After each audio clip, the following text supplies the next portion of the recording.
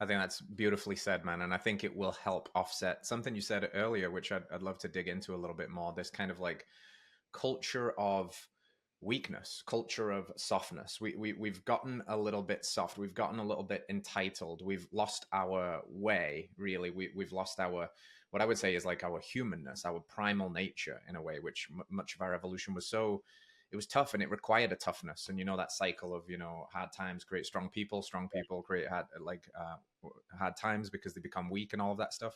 What do you think? What do you think is going on? What is it about the culture that is creating a culture of weakness? I think it's exactly what you just illustrated. It's we're coming out of a easy time. Truthfully, the fact that I could operate my entire life out of my phone and not have to move from the couch for me to be able to get all my dopamine spikes, all of my work done. Uh, the fact that it's so convenient that I could order food from my phone and it arrive and me only take 10 steps to my front door to grab it.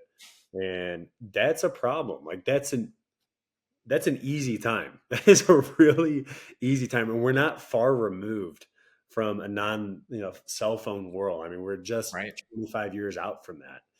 And I just think that right now we're still in this easy time. And we actually, as a society, have to choose our self inflicted pain way more than the pain choosing us these days. And that's a blessing into of itself.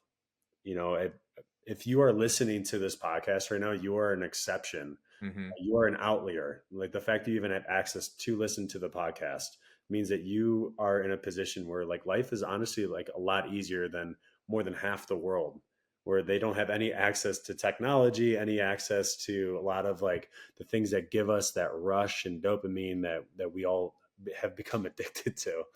So I think that that's what's really created this time. And you're seeing this now, especially in our the groups within the wellness spaces, that people are intentionally choosing to do group based activities, doing and choosing hard things. Yeah. And those hard things are now creating memories and core memories. And now it's encouraging them to do more self inflicted hard things.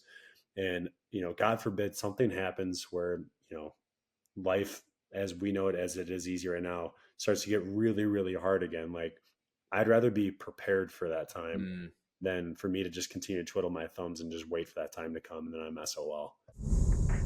All right, friends, thanks for tuning in to another episode of Radical Health Radio. We got a fresh new podcast for you every Wednesday. If you enjoyed the show, consider liking, subscribing, reviewing, and rating us on your podcast platform. It helps to spread this message of radical health. We'll see you next week.